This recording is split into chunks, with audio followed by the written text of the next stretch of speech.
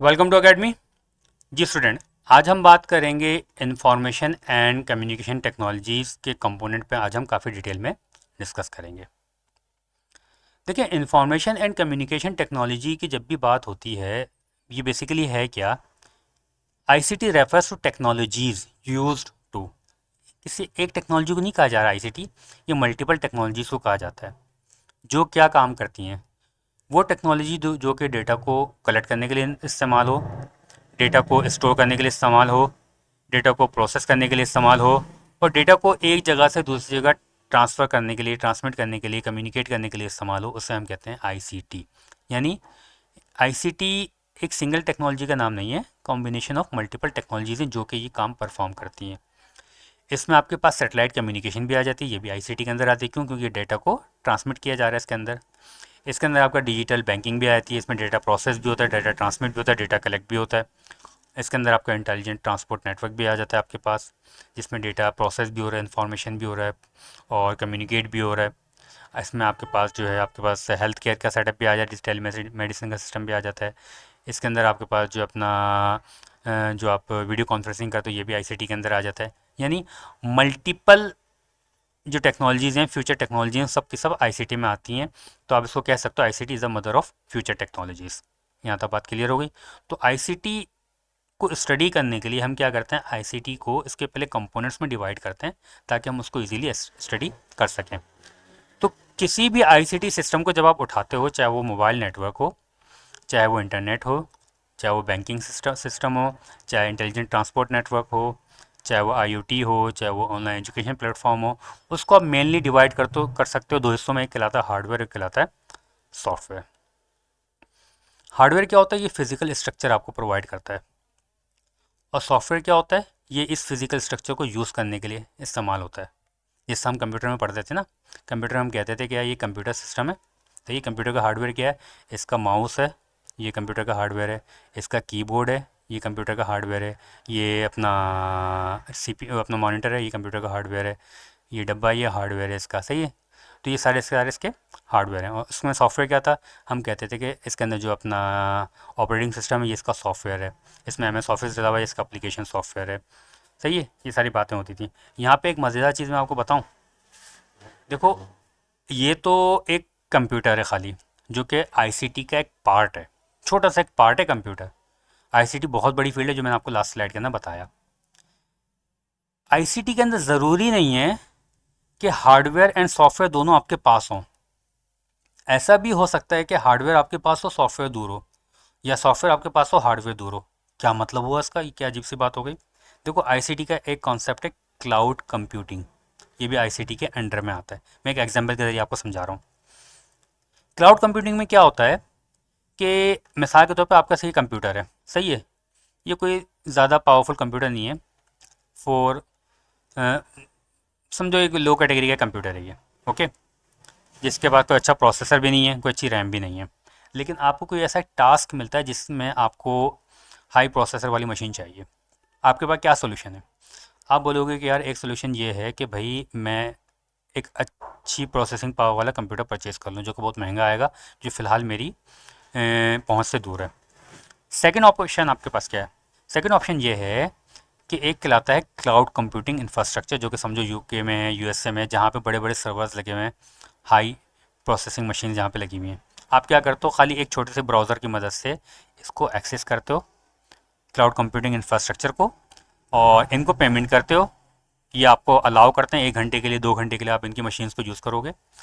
इन machines को use करके आप अपने टास्क परफॉर्म करवाते हो, और वहाँ से रिज़ल्ट को अपने पास कंप्यूटर में यहाँ पे सेव करवा लेते हो। क्लियर हो गया? अब इस केस में ये पूरा इंफ्रास्ट्रक्चर क्या कहलाया? ये आईसीटी का इंफ्रास्ट्रक्चर है, जिसमें डेटा ट्रांसमिट भी हुआ, प्रोसेस भी हुआ, वापस आके स्टोर भी हुआ, पूरा आईसीटी का इंफ्रास्ट्रक्चर। लेकिन इस इंफ्रास्ट्रक्चर के अंदर देखो, हार्डवेयर, जो असल हार्डवेयर था वो आपके पास नहीं था। आपके पास एक छोटा सा हार्डवेयर था जो इसके मुकाबले में कुछ भी नहीं है, लेकिन सॉफ्टवेयर था जिसकी मदद से आपने इसको एक्सेस किया और डेटा आपने पास मंगवा लिया। तो आईसीटी के अंदर ज़रूरी नहीं है हार्डवेयर सॉफ्टवेयर दोनों आपके कंट्रोल में हो। ऐसा भी हो सकता है हार्डवेयर या सॉफ्टवेयर आपसे रिमोट लोकेशन पर हो। ओके जनाब, आईसीटी के अंदर हार्डवेयर एंड सॉफ्टवेयर को डिस्कस करते हैं। पहले हम बात करते हैं आईसीटी हार्डवेयर के ऊपर। देखो, आईसीटी हार्डवेयर के जब भी हम बात करते हैं, इसको हम मेनली 4 हिस्सों में डिवाइड करते हैं। एक कहलाता है एंड यूज़र डिवाइसेस, एक कहलाता है नेटवर्किंग हार्डवेयर, एक कहलाता है स्टोरेज एंड सर्वर, और एक कहलाता है अपना प्रोसेसिंग हार्डवेयर। क्लियर है? वन बाय वन हम इस पर बात करते हैं। पहले हम बात करते हैं एंड यूज़र डिवाइसेस पे। अब एंड यूज़र डिवाइसेस को समझाने के लिए मैं एक एग्जांपल लेता हूँ। मिसाल के तौर पे ये आपका घर है, ये आपका घर है, इस पे एक एंटीना लगा हुआ है, इस पे एक सेंसर लगा हुआ है जो कि एनवायरनमेंट को सेंस कर रहा है, एनवायरनमेंट में ह्यूमिडिटी लेवल चेक कर रहा है, क्योंकि ये जिस लोकेशन पे है वहाँ पे अक्सर बेशतर बारिश हो जाती है, और आप चाहते हो कि जब बारिश होना तो मुझे पहले से पता चल जाए बारिश होने का, तो ताकि मैं अपने चीज़ों को कवर कर लूँ। आप अभी दूर यहाँ पे अपने ऑफिस में यहाँ पे बैठे हो। क्लियर है? अब इस सेंसर ने सेंस किया, सेंस करने के बाद डेटा को जो है घर के अंदर प्रोसेसिंग मशीन में भेजा। उस प्रोसेसिंग मशीन ने चेक किया, कंपेयर किया, हाँ भाई जो लेवल सेट था उससे ज़्यादा ह्यूमिडिटी लेवल बाहर मौजूद है, तो इसका मतलब एक अलार्म वाली सिचुएशन है। इसने इसको इंटरनेट के थ्रू ट्रांसमिट किया, यहाँ तक पहुँचा।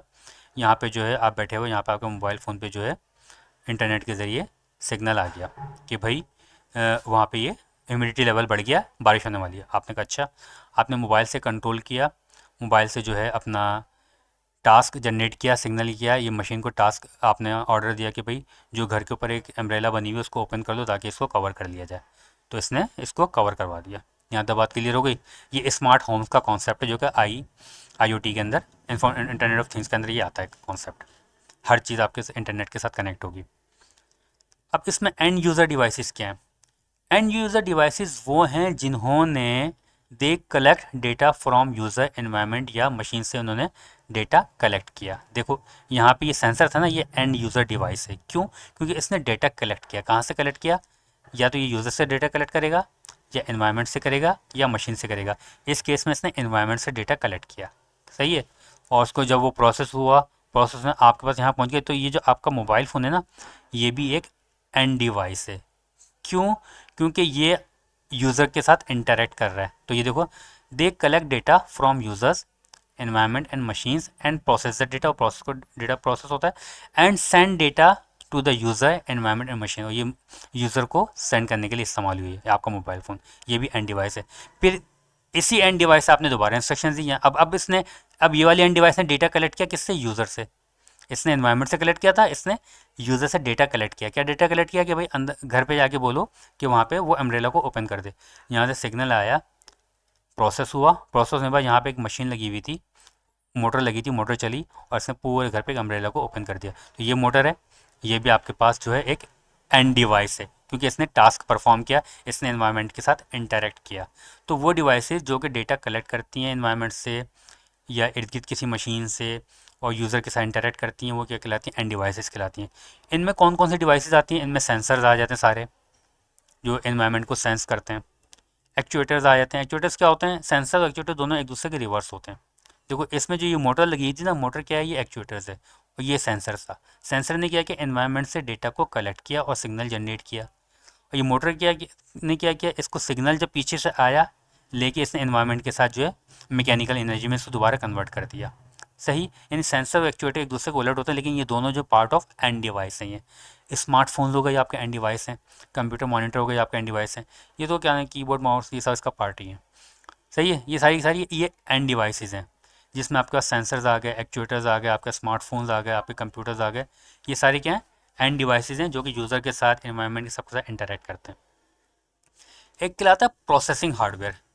हमने कहा कि भाई जब इन्होंने डेटा कलेक्ट किया तो अंदर इन्होंने एक मशीन को भेजा जिसने इसको प्रोसेस किया। ये एक प्रोसेसिंग मशीन है, ये भी आईसीटी का पार्ट है। तो ये आईसीटी का प्रोसेसिंग हार्डवेयर है। अब ये प्रोसेसिंग हार्डवेयर अगर आपके घर में लगा हुआ हो, आपके घर में एक हाई एंड पावर मशीन लगी हुई हो, तो वहाँ पे प्रोसेसर हो सकता है उसके अंदर, ये प्रोसेस कर लेगा।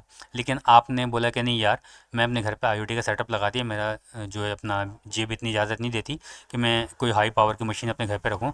आपने किया कि वहाँ पे छोटी सी मशीन रख ली, उसको इंटरनेट के साथ कनेक्ट कर लिया कि जब भी कोई ऐसा अलार्म आया उसको प्रोसेस करने के लिए तुम क्लाउड कंप्यूटिंग इंफ्रास्ट्रक्चर से रब्ता कर लेना, वो तुम्हें प्रोसेस करके दे देगा, फिर तुम उसे मेरे पास सेंड कर देना। तो ये जो सारे प्रोसेसिंग है, ये सब कहलाता है प्रोसेसिंग हार्डवेयर, जिसमें आपका CPU भी आ जाते हैं, आपका सर्वर भी आ जाते हैं, नेटवर्क प्रोसेसर भी आ जाते हैं जिसमें आपके क्लाउड कंप्यूटिंग रिसोर्सेज आ गए आपके पास। इसमें embedded process in mobile devices के प्रोसेसर भी इसके अंदर आते हैं, यानी वो सारी डिवाइसेस जो कि डेटा को प्रोसेस करने में इस्तेमाल हो रही हैं वो क्या कहलाती हैं, प्रोसेसिंग हार्डवेयर। यहाँ तक बात क्लियर हो गई।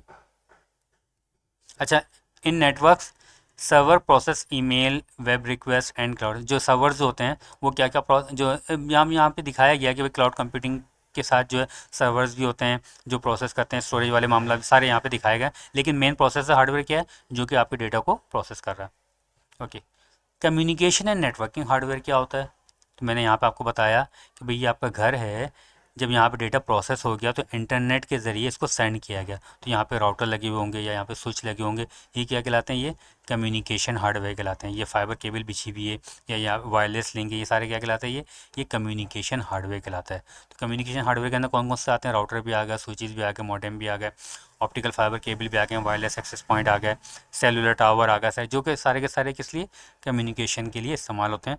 दे transmit data from one device to another device over a long distance. एक कहलाते हैं स्टोरेज हार्डवेयर। अब अगर यहाँ पे जो हम मैं शुरू से एक ही एग्जांपल लेके चल रहा हूँ, मिसाल के तौर पे ये घर के अंदर आपके साथ डेटा प्रोसेस हुआ, मशीन ने प्रोसेस किया था।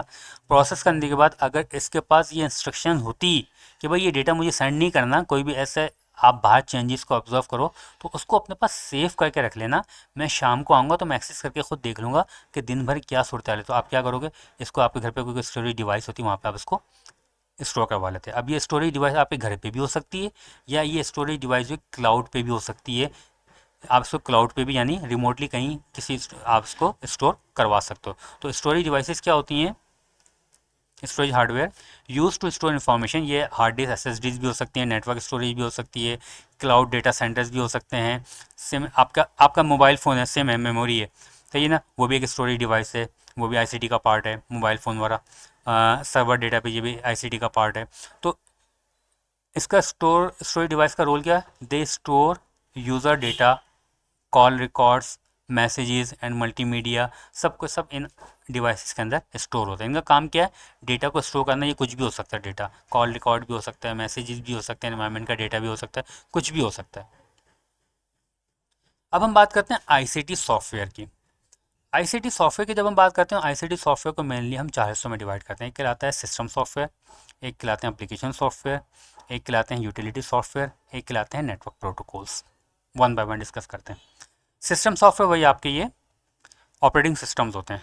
अगर आप की एंड डिवाइस जो है आपका कंप्यूटर या लैपटॉप है, तो वहाँ पे हो सकता है विंडोज़ का ऑपरेटिंग सिस्टम चल रहा हो, वहाँ पे अपना एप्पल का ऑपरेटिंग सिस्टम चल रहा हो, वहाँ पे लिनक्स या यूनिक्स का ऑपरेटिंग सिस्टम चल रहा हो, या एंड्रॉयड का ऑपरेटिंग सिस्टम चल रहा हो। आपका मोबाइल फ़ोन है, वहाँ पे एंड्रॉयड का ऑपरेटिंग सिस्टम चल रहा हो, कुछ भी चल रहा हो। तो ऑपरेटिंग सिस्टम का बेसिकली काम क्या होता है, जो कि अपना सिस्टम सॉफ्टवेयर है, उसका काम ये होता है कंट्रोल हार्डवेयर ऑपरेशंस, हार्डवेयर के ऑपरेशन को कंट्रोल करना। Manage memory, processor end devices, वो मशीन के प्रोसेसर को मैनेज करना, उसमें मेमोरी को मैनेज करना, उसकी रैम को मैनेज करना, ये सारा किसका काम है, ऑपरेटिंग सिस्टम का काम है। प्रोवाइड यूज़र इंटरफेस, यूज़र को इंटरफेस प्रोवाइड करना। जैसे आप कंप्यूटर ऑन करते हो तो उसका ऑपरेटिंग सिस्टम जो है आपके सामने स्क्रीन लेके आ जाते हो, जहाँ से आप इंटरफेस कर सकते हो उस कंप्यूटर के साथ। एक पूरा डेस्कटॉप आपके सामने डिस्प्ले हो जाता है। इसकी एग्जांपल क्या है, Windows, Linux, Mac operating system, Android, iOS, ये सारे ऑपरेटिंग सिस्टम हैं। एप्लीकेशन सॉफ्टवेयर क्या होते हैं, दे इनेबल्स कम्युनिकेशन। जिस तरह व्हाट्सएप है, इसकी मदद से आप कम्युनिकेट कर सकते हो, डेटा को सेंड कर सकते हो, सही है। ये एप्लीकेशन ये अपने कम्युनिकेशन के लिए यूज़ होते हैं ये।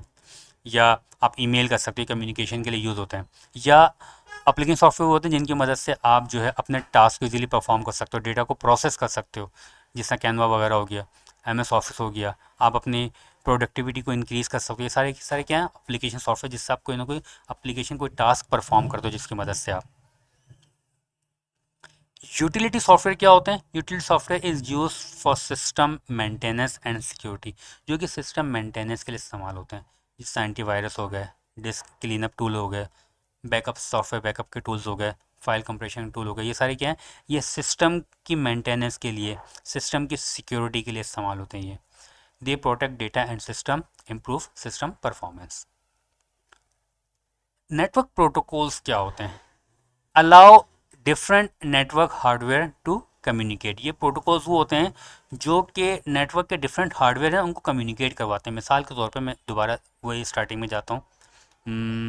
हाँ, हमने यहाँ पे इसकी हालत बुरी कर दी बहरहाल, लेकिन जब हमने कहा था इस यहाँ पे ये मशीन ने डेटा प्रोसेस किया, इसने आगे राउटर को सेंड किया, राउटर ने कम्युनिकेट किया, तो भाई ये जो प्रोसेसिंग डिवाइस है ये राउटर से कम्युनिकेट कर रही है, ये राउटर जो है अदर एंड के राउटर से कम्युनिकेट कर रहा है, ये सेंसर जो है इस मशीन के साथ कम्युनिकेट कर रही है। ये डिवाइसेस जो आपस में कम्युनिकेट करती हैं ना, तो यहाँ पे जो कम्युनिकेशन के रूल्स एंड रेगुलेशंस हैं उन्हें हम कहते हैं नेटवर्किंग प्रोटोकॉल्स, जो डिवाइसेस को अलाउ करते हैं कि वो एक दूसरे के साथ कम्युनिकेट करें, एक दूसरे के साथ बात करें। तो ये भी पार्ट है आईसीटी के सॉफ्टवेयर का। होपफुली आपको आईसीटी का हार्डवेयर के पार्ट्स और सॉफ्टवेयर के पार्ट आपको समझ में आ गए होंगे, और अगर नहीं आया तो इस वीडियो को एक दफ़ा दोबारा सुन लेना। तो इस तरह एक पूरा कॉन्सेप्ट है कि आईसीटी के मेन कंपोनेंट क्या हैं, हार्डवेयर एंड सॉफ्टवेयर। होपफुली ये वीडियो अच्छी लगी होगी, तो आप इसको अपने दोस्तों के साथ लाजमी शेयर करिएगा। Thank you.